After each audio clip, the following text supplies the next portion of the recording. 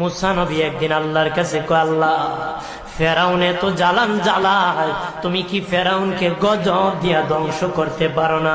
আমার আল্লাহ কো, মুসা আমি ফেরাউনকে 4টা কারণে গজব দেই না। কয় কারণে? ফেরাউনকে 4টা কারণে গজব দেই না।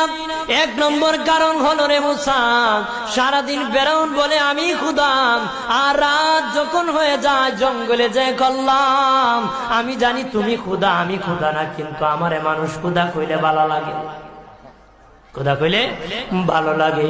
প্রভু, তাই তুমি বিরক্ত হইয়া আমার উপর গজব দিও না।